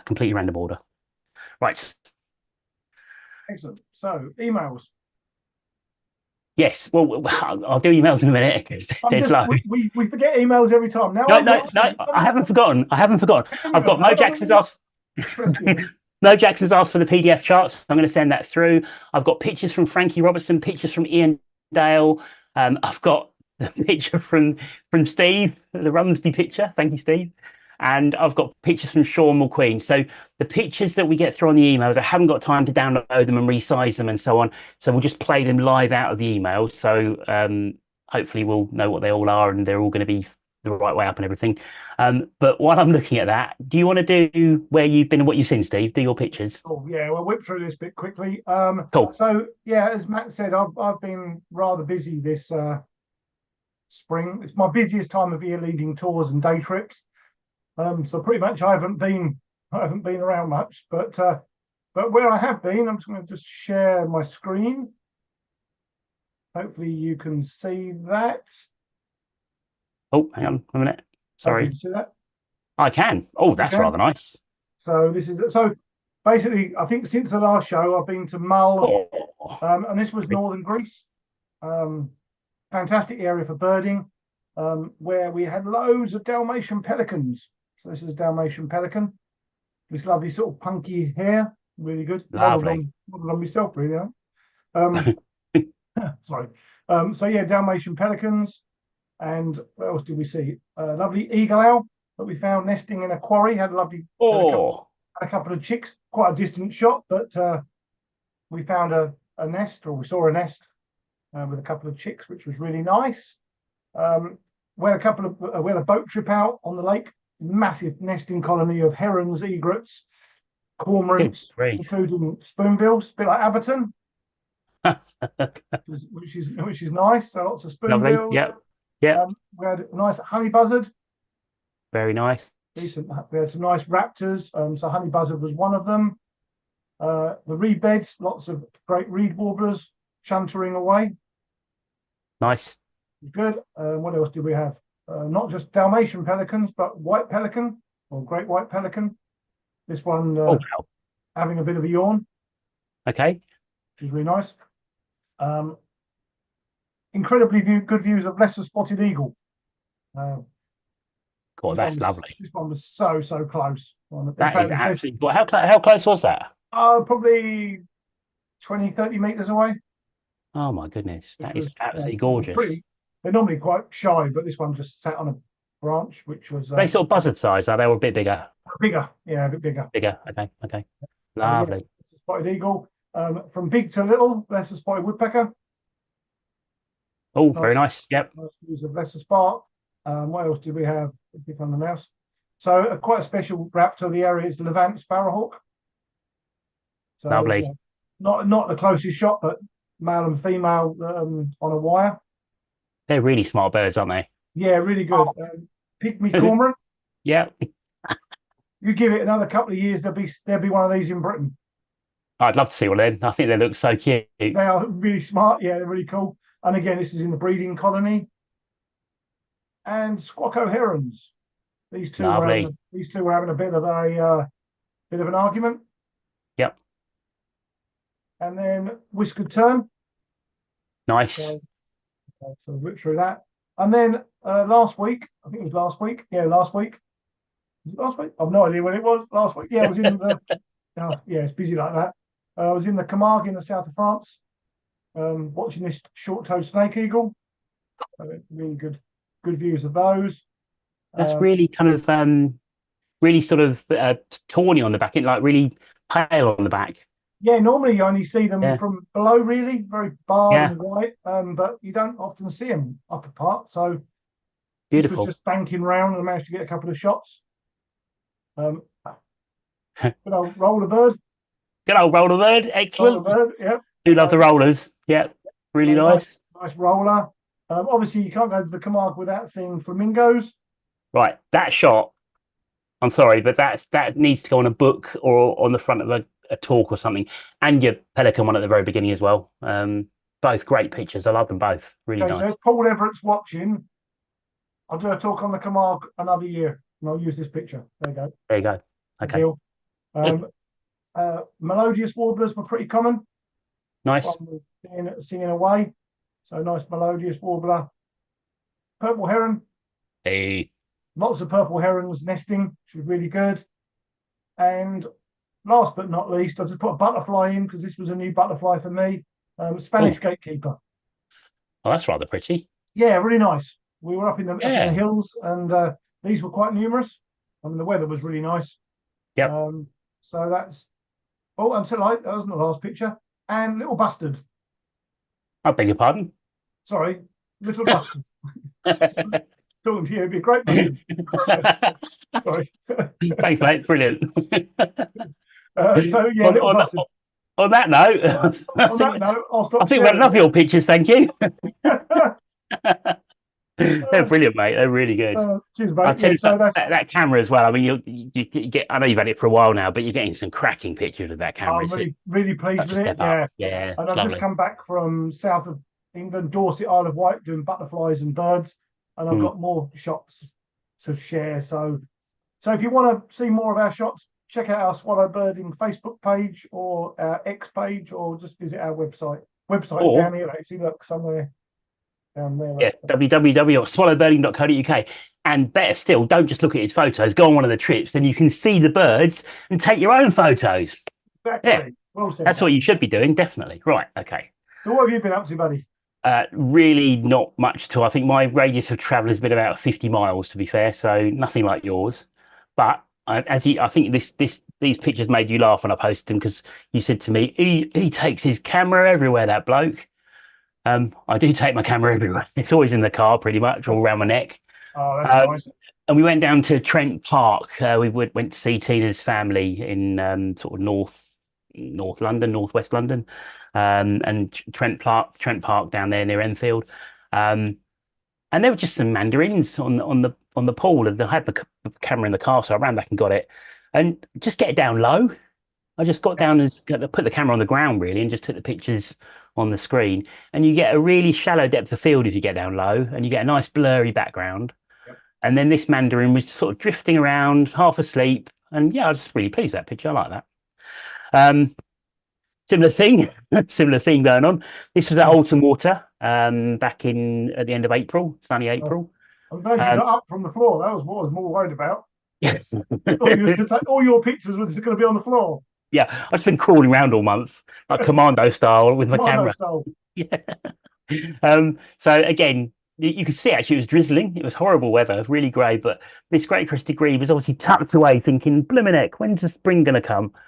So you can just get that nice shallow depth of field, can't you? Really works quite nicely. I like that. Then I know I put a yellow wagtail picture in last month from Ardley, but yeah, this one was ridiculous. Sunglasses. Well, there was two there. There was a both males. There was one which was the usual sort of yellowy, greeny, yellowy colour, but this one, I mean, it's like a sunflower. It's just ridiculous. That's amazing. So bright. And then at Old Hall, I went to Old Hall to try and catch up with the ring ousel that I presume was the one that was in John's video.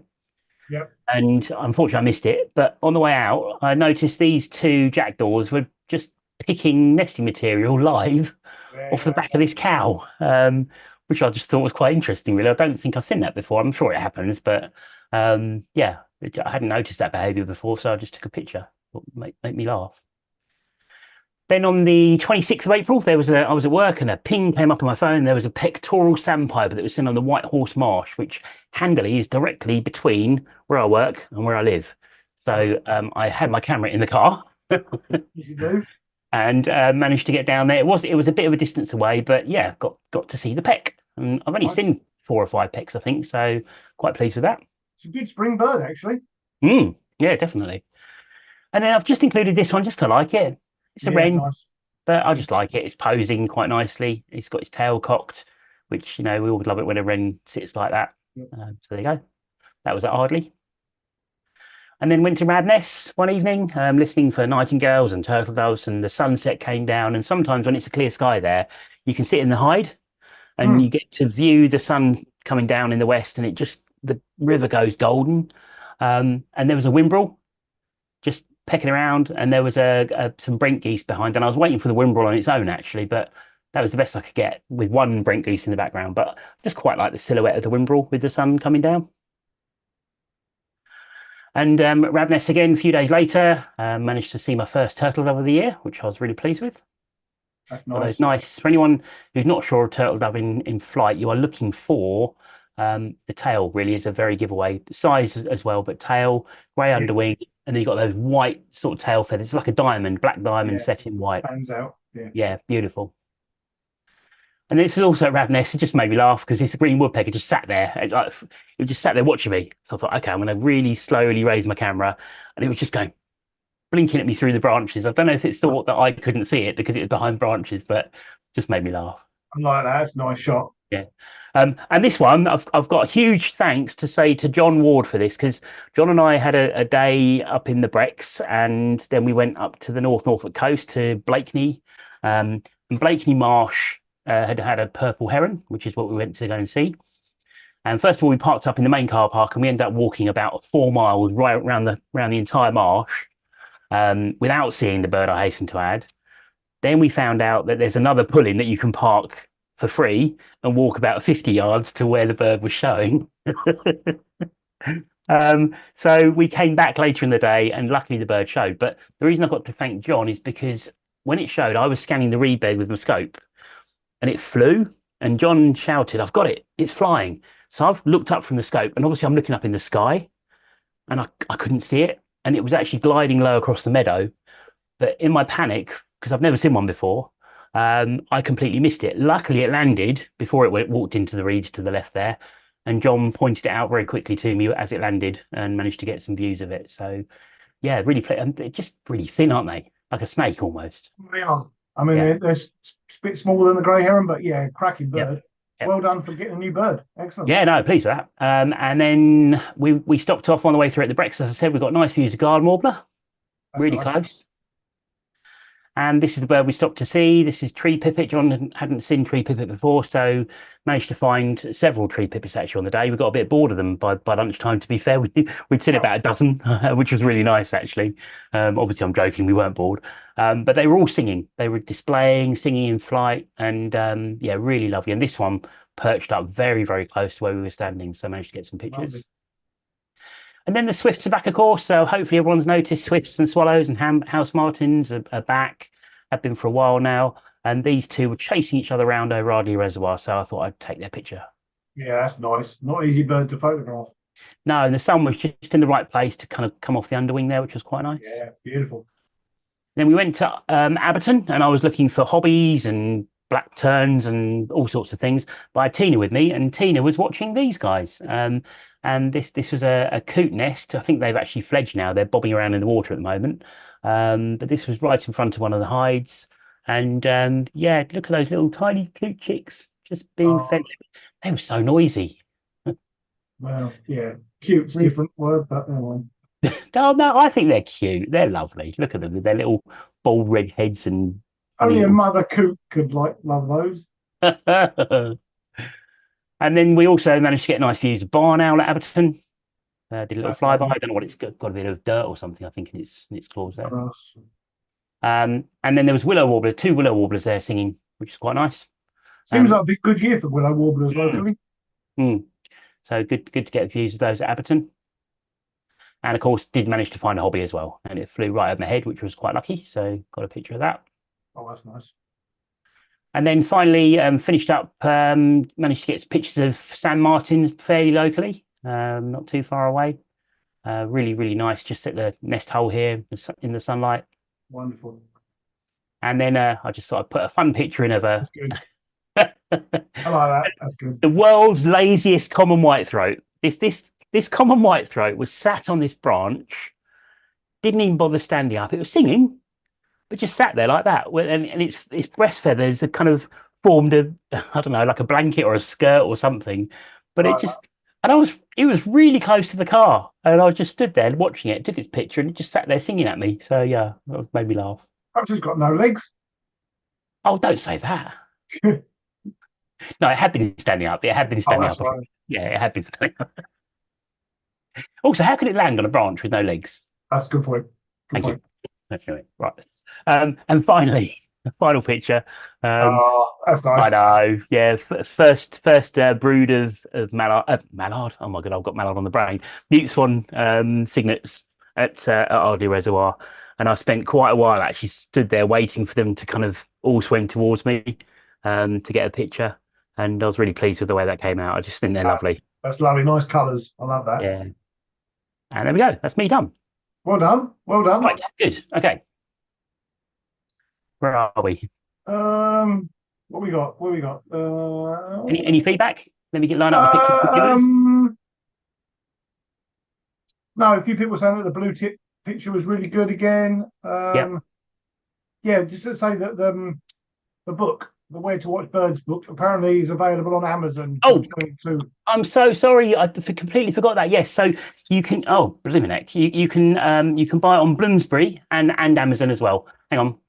So Amazon Bloomsbury, you can get it for £25.19, and Amazon, I think you can get it for about the same sort of money.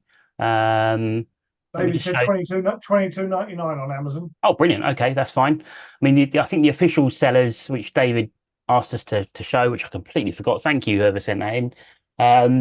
Is Bloomsbury Publishing, and it's on there at £25.19. But obviously, other retailers are available. So have a good old Google for it. It's a really decent book, and it's if you want to know where to go, if you're fed up with going to all the normal places you go to, and you want to find somewhere different, grab a copy of this book. It's definitely worth getting. And also available as an ebook as well. Yes. Which is really handy nowadays. Right, there we go. Goodness me, I completely forgot to do that in the first half. Sorry about that. Yeah, Ray Watson said, great set of pictures from us both. So thanks, guys, for the nice comments. Thank you. Yeah, thank you. Right. Shall we share some pictures from people? Yep, let's do that, because what time is, we've got 20, we could get this done in less than 2 hours. 20 minutes. We've got 20 minutes, and then the meter runs out. Right, here we go. Yep. So we've got some pictures that these are the email ones to start with. So pictures that Frankie sent in, and these are all going to be behind my camera, but I think that's a black tern. Yeah, I'm just learning around the corner as well, around my camera. Yeah. Nice black Cool. tern. Swallow. Barn swallow. Yeah. Yellow wagtail, maybe? Yeah, Yep, yellow yellow wagtail. lovely. Nice Male. bright one Yeah, again. very nice. Literally, they're all behind that. Oh, that one's not. Common white throat. White throat. Yeah, nice. Very nice. Very nice. We've got a male black cap. Nice like that. Lovely. And we've got is that a raven, do you reckon? I'd say probably raven. Yeah. Looks a bit raveny, doesn't it? Looks like he's got a big bill and it looks a bit lanky, bit long-winged. Yep. Yeah. Chiffy. Yeah, dark legs, chiff chaff. Yep. Yeah, chiff chaff. I reckon it might be Willow. I reckon I'd go on chiff chaff. I think probably can't see the wings or the eyes or anything, but yeah, chiffy and a red leg partridge. Yum yum, lovely. They're really nice. Oh, and there you go. Oh, turtle dove. Very topical turtle dove. As we know, they're all in now, purring away. And a sedge warbler. Yep, Senji. Yep, lovely. Okay, that's all the ones from Frankie. Thank you very much indeed. Then we're going to have from Ian Dale. This is. Oh, We've got that's buzzard. nice. Yep, a couple of buzzard pictures. Gorgeous. Oh, Absolutely gorgeous. Thank you very much for those. Really, really nice. Thank you. Obviously showing these live, so apologies about that. And we've got from Ian Dale as well, I think. Yep. a wall creeper. Sorry, goldfinch. Wall creeper. A gold-winged wall creeper. Yeah, goldfinch. That's quite unusual for a goldfinch to be cleaning on the wall like that. Yeah, absolutely. Yeah, that's good. And grey wagtail. Very nice. Lovely. Male grey wag. Lovely. With a spider. That spider, or is that just a collection? It's a collection of stuff. Yeah, collection of lots of things. Sorry, looked like a spider to start with. That's a banded demoiselle male, I think, isn't it? Well done. Yeah, you're getting good. Yeah. There you go. Oh, that's Lovely. a cracker. That's a cracker. These are all live identification problems, right? Okay, I know what this one is. Well done, thanks, Dave. Yeah, that's Ben Rumsby's picture that was in British Birds in May. Well done, Ben. Nice shot of the myrtle warbler there. Yeah, lovely bird that is. Definitely well worth travelling for, I reckon. And then finally, we have from Sean McQueen, we've got. Oh, wow. Oh, that crow. That's a crow chasing a heron. That's not a raven. I reckon, bit of grief, yeah. Carrion crow mobbing a grey heron. And a mallard. Excellent. Oh, very topical. Yep, definitely. Female mallard. And Chetty's warbler. Yeah, lovely. Beautiful. Very nice. Very nice. And again, nice out in the open picture of Chetty's. Lovely. Unless he impaled it on the thorns and took its picture afterwards, which if he did that, hopefully he didn't do that. The thing is, how do they know not to put their toes between because that's probably landed on there. I know. It's mad, isn't it? If I landed on there, I'd have impaled myself, like you said. To be honest with you, that's probably why they sing so loud, because they land on the thorn and then go, da, da, da, da, da, da, da, da. Yeah. Oh dear. I think it's getting late. Right, okay. Let's get rid of that. Right. So we're going to do pictures from other people now. We've got lots of pictures to go through. We'll go through them really quickly. Hold on. Viewers, pictures. Here we go. Right. These are the ones that I kind of resized and got beforehand. So moving forwards next month, not next month, in August, if anyone does want to send us in pictures, if you can send them in before the show, then instead of showing them with an email in the background and so on live, which is the only way we can do it, we can show them resized and nicely.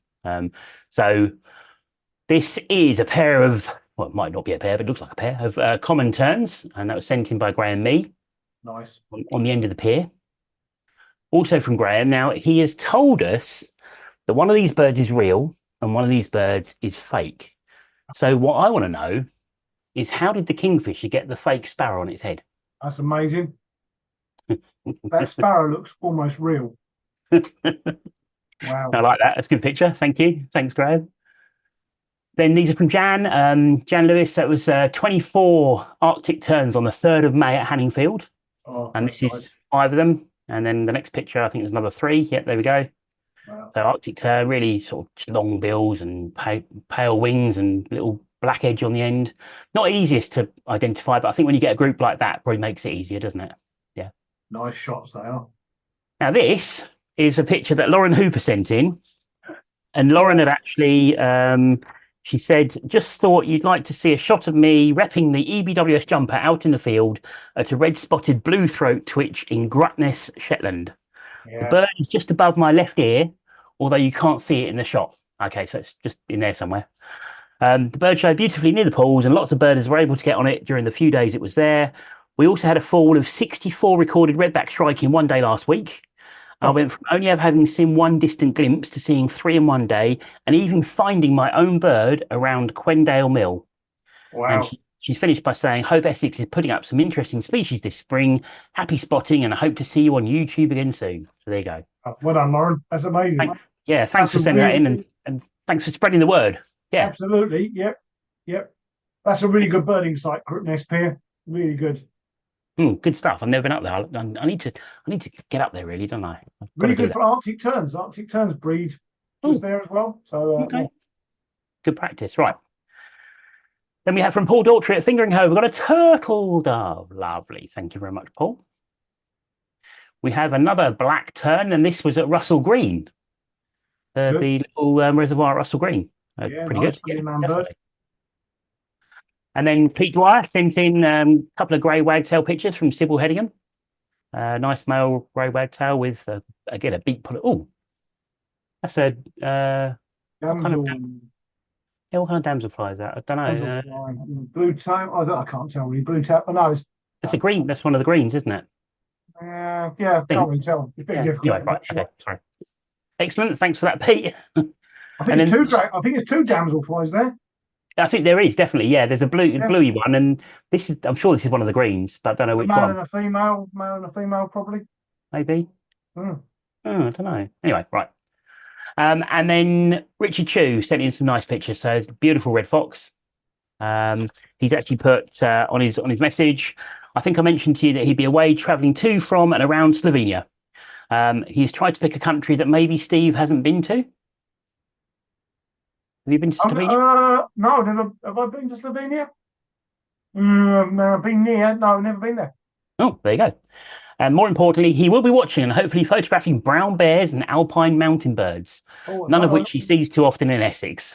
I think he messaged in earlier to say, I've got to find the message now, which is terribly... I think he saw brown bear. Oh, brilliant. Fantastic. Well, the pictures he sent in, you've got red fox at Langdon, got a wheatear at Old Lodge in Sussex, marsh harrier at Minsmere. These are lovely pictures, Richard. Really nice pictures. Thank you. Common lizard at Minsmere. Oh, that's nice as well. Beautiful, yeah. Avocet at Minsmere.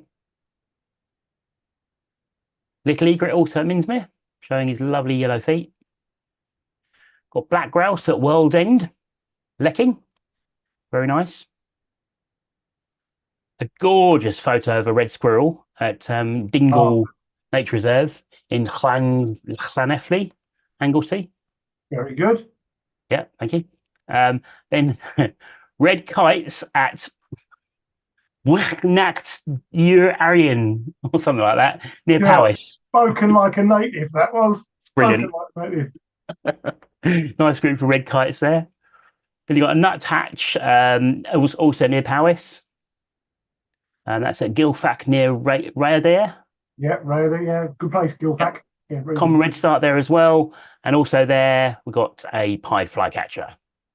And then finally, in Pembrokeshire at St Govan's Head, you've got a chough, red-billed chough. And a great white egret to finish with at RSPB Ham Wall. Lovely. So that is all the pictures from everyone else. Well done. Well done to everyone that sent stuff in. That's really good. Yeah, and very quickly, coming back to Richard Allen's exhibition, I'd forgotten I printed off a little message from him. There'll be liner cuts, paintings, prints, along with his garden birds book and cards. And he's done many of the illustrations for the newly revamped museum. It's well worth a visit. Yeah, that's at the Nave Tower up in northeast Essex. Right. Finally, we're nearly at the end, aren't we? I think. Yeah, Sean Moore Queen mentioned, he said no Chetty's warblers were harmed in taking that photo. Thank goodness for that. Yeah, I was worried for a minute, I still think I'm right on the old call, though, definitely. No, I think You can imagine it, can't you? Yeah. There'll be a survey in about 20 years' time. Every time that anyone watching tonight hears a Chetty's warbler, you're going to think of that picture and it's sitting on a load of thorns. I guarantee you, the next time you hear one, that's what's going to go through your mind. Yep, absolutely. Right. Anyway, sightings. So we're going to do a very, very, very, very, very brief roundup of sightings, aren't we? Do you want to go first? Yeah. So yeah, we've just picked out the rarer stuff for this month. I'm doing the south of the county as usual. Bowers Marsh has been pretty good with spoonbill pink-footed goose, which is a good record for the county. Blackwing still earlier in the month, and wood sandpiper, again another good spring bird. On the subject of turtle doves, Wakering Stairs has had turtle dove, which was again good southeast record. Blue House Farm, a couple of Temminck stints and Gargany mid-month. And as we saw earlier with Jan Lewis's pictures of Arctic terns, so Arctic terns at Hanningfield, plus 5 black terns and osprey this month. Shoebury Nest had an adult male pallid harrier over, which is incredibly good spring bird. Shame it didn't linger, but I think whoever saw that did very well. I wonder if it's the one that was at Wallasey last year for a while. You never know. Could be. Could be. Never know. Two Tree Island, there was a report of a marsh warbler last month. I don't know quite what came of that, but that was there. And then Tilbury, East Tilbury this month had Temminck stint and 2 blackwing stilts very briefly. Oh, nice. Last weekend. So yeah. So a few stilts, some nice birds in the south of the county. Cool, good stuff. So up in the sort of more northern part of the county, on the 1st of May, we had Abberton, 4 black terns, and the number rose to 9 on the 12th of May. At Old Hall, or also on the 1st of May, there was a lesser yellow legs found by somebody. No idea who that was. Yeah, don't know who that was. No, well done, mate. That was a really good find. Really good find. Thank you, mate. Lesser yellow legs is a great bird. On the 2nd of the month at Holland Haven, there was a citrine wagtail, which is my other lifer of the year so far. So luckily it popped up on my day off and I was at Abberton, I think, and I managed to jump in the car and drive over to Holland and managed to see it. So Good. Distant views, but a cracking little bird, really colourful. 5th of May, Abberton, 2 white storks. So interestingly, we think it's possibly the one that's been hanging around Stanway for the last couple of years, but it looks like it's got a friend. So that's quite interesting. 9th of May at Old Hall, there was Temminck stint and 2 wood sandpipers. 12th of May at the Naze, there was also Temminck stint and 5 hawfinch fly over, which is quite a good Essex record this time of year.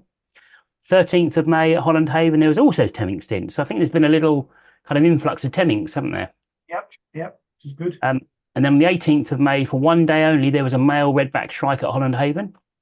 21st of May at the Naze, there was a great reed warbler, not easy to say. And that was seen for one day, but I think it's been kind of reported again the last 24 hours, but yeah, I'm not sure not whether seen it's again. I'm not sure. erroneous or what, but I don't know. But certainly it was there for a day. I think Daryl Searle found that, so well done, Daryl. Good bird. 24th of May at Holland, there was a Slavonian grebe in breeding plumage showing just off the sluice on the sea. And then finally, on the 26th at the Naze, was that yesterday? What's the date today? I've got no idea what's going on. today. Oh, okay, right. So 26th of May at the Nave, there was another redback shrike. And to finish with, Paul Brayshaw has sent in a summary. Thanks, Paul. And he's put on here nothing too notable, but the runs and dog walks through Holland Haven have been more productive on the birdwatching front. The late departure of Brent has totaled 1,797 to date, with 922 birds leaving on the 17th, whilst 424 common scoter in a month is a good peak. A good total, with a peak of 233 on the 9th. However, waders were generally poorly represented, with only 80 wimbrel, whilst 22 ring plover and 31 sandling are more typical. Feeding wimbrel on the golf course peaked at 52 on the 1st. Divers included 3 red throats and a lovely summer plumage great northern on the 18th, with other notable records being an Arctic skewer on the 20th, 13 fulmar, 34 gannet, 71 kittiwake, 87 sandwich tern, 2 black terns on the 11th, and 2 little terns on the 9th. Diurnal passage movement has been poor, with only 225 swift, 258 swallow, 33 goldfinches, 63 linnets, and 14 siskin. So whilst it feels like the spring passage offshore is over, The first returning curlew is normally seen in late May or early June, and so starts up to 6 months of autumn passage. Wow. Mad, isn't it? So autumn, Yeah. the birds are going to be kind of on their way back on their autumn journeys within the next month or so, I guess. Yeah. Yeah, There's a few swifts. Apparently, non-breeders are going back south now. So really. yeah, Oh, crazy, isn't it? Crazy. I mean, the sun's hardly come out so far this year, has it? As we were saying earlier on, it's mad. Yeah. Yeah. Crazy, crazy world. Right. I think we're there. What's the time? 25 past 9. We said half Yeah. 9, didn't we? Yeah. So yeah. Yeah. So it's pretty good going, I think. Yeah. Bye then. Yeah. So, Bye. so yeah, I mean, anything on the feedback? I'll just check the emails quickly. No, nothing of any note. No, Okay. we're all good. Nothing on the emails either. I think I've covered them all, which is a first. So Well that's done. good. So just reminders, really. Don't forget, if you want to come to Hickling Broad on the 9th of June, add yourself to the waiting list and you might get lucky. There's the under 25s ringing demo on the 23rd of June at Wat Tyler Country Park. Please email ebwsyouth@gmail.com if you're interested in attending that. We've got the BBO work party on the 30th of June. So email me, info.ebws@gmail.com, if you can attend that. The summer photo competition will be starting sometime soon. There's going to be we'll be back in August, won't we? Well, yep. Yep. And we hopefully will have a pop up between now and then if we can fit something in. Fingers crossed. Yep. Because we're both a bit busy, but yeah, we plan to do something hopefully. Yep. I think that's it, isn't it? Yep. And so, and Richard Singh, yeah, the Nays. Go to the Tower of the Nays, yes, the exhibition. Yes. Of course. And the Highlands Birding Day on the 16th of June. Highlands Estate, the birding book day. Yes. Yep. There's lots going on in the next few months, which is really good. David Gotts, Paul Everett, and Sarah Henson Webb said thanks for a great show tonight. So yeah, so thanks for everyone for watching again. Yes. And obviously people like your t-shirt because there's 30 thumbs up. There you go. Maybe I'll wear it again next month. Yeah, I'd wash it first. Oh, okay, all right. Right, we're going to play out with a video. The video is going to be all of the entries in the photo competition set to music. Every photo, it's all random, as I said before, apart from the bits at the end. Every photo's got the species and the name on. So hopefully we can all enjoy this.